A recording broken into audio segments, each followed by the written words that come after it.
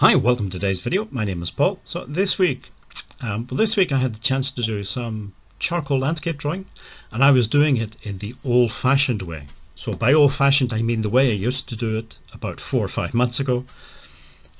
It's just willow charcoal on white paper.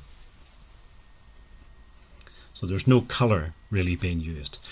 There's 4 drawings altogether. This first one, as you can see, is pretty much finished. The second one, you'll see me doing it right from the blank piece of paper right through pretty much to the finished drawing. And then there was 2 other drawings. We will see those at the end of the video, just the final versions. But as I say, 4 drawings in total. 1 or 2 of them, I think I did use a little bit of the Derwent XL blocks, the compressed colored charcoal, but it was just tiny hints of color. It wasn't there wasn't a lot of color in any of these. It is basically just the stark contrast between the black charcoal and the white paper. As always, I'm not really talking about these drawings. I'm going to rant on or talk about something completely different, and these are just, the video is something to watch in the background. The thing I wanted to talk about this week was critiquing art, or if you like, having your art critiqued by someone. Maybe from time to time you get asked to critique someone's art. It happens to me a few times a year. I always refuse.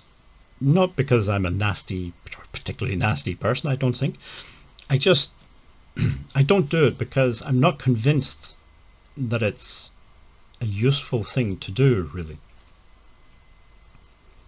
Or at least I'm not convinced of the value of having your art critiqued. So I'll try and explain that, hopefully in a way that makes some sense to people who don't live inside my head. I think there are 2 aspects to art, or 2 sides of art. There's the creative side, and then there's the sort of technical side.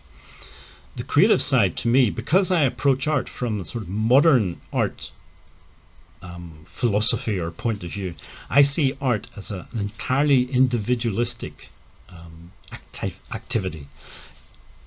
It's about expressing your vision of the world that you live in, or what interests you, those sort of things. In that respect, I don't think having your art critiqued is of any value. In fact, it could be counterproductive, because if you listen to someone who says, oh, you should use different colors, or you should adopt this style, they're trying to make you create art the way they want art to be created. And to me, that is the complete opposite of what you should be doing as an artist. Being an artist is all about expressing your vision, not someone else's. You cannot produce art to please other people. Not successfully anyway, in my opinion. So on that side of art, critiquing or having your art critiqued, not only is it not useful, it could actually be quite disastrous, quite counterproductive. Then the other side, the technical side. So by technical side, I mean things like color theory, perspective, composition, using particular mediums, for example, how to use watercolor or oil paint, all of that type of thing. That's all the technical side. Now again, there's different viewpoints. You can approach art from different directions.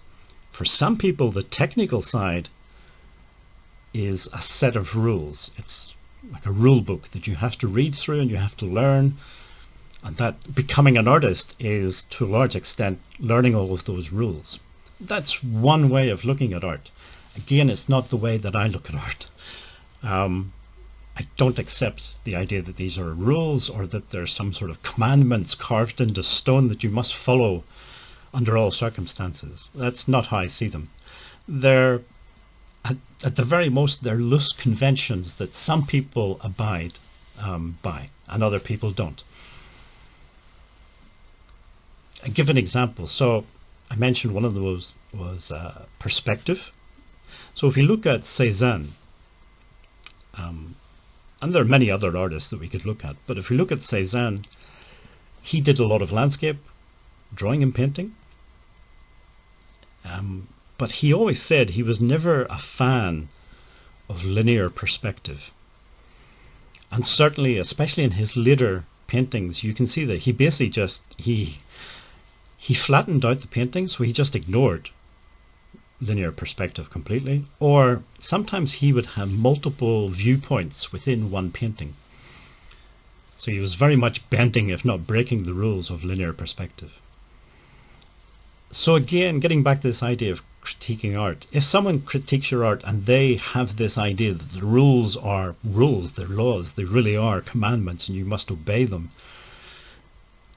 if you listen to that, in inverted commas, advice, again, that could be counterproductive to your development as an artist, because you don't have to look at these as set in stone rules. You can choose to ignore them, you can bend them, you can do all kinds of things with these so-called rules.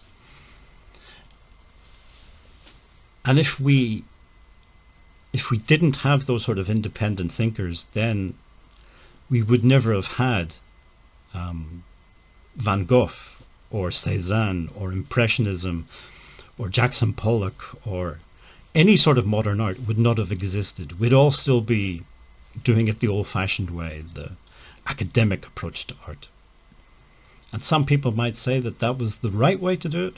I disagree. So basically what I'm trying to say is, listening to someone critiquing your art,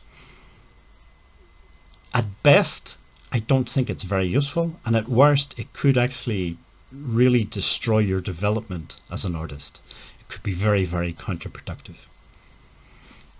It's a viewpoint that not everybody agrees with, but it's just my thoughts on having your art critiqued. And as I say, this is why I never critique another person's art. Okay, well, hopefully that made sense. It makes sense to me inside my head, but I'm never sure if I can explain these things clearly. Anyway, if you made it this far in the video, thank you for listening and sticking with me, and hopefully see you in next week's video.